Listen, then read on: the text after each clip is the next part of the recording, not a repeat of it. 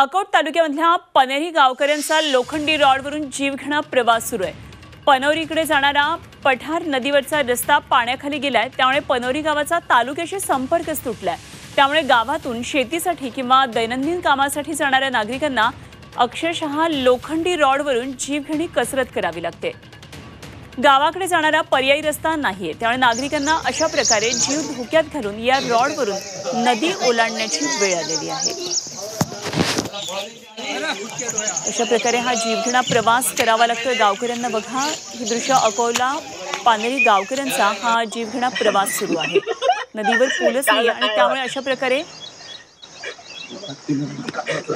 अत्यंत धोकादायक असा हा प्रवास सुरू आहे।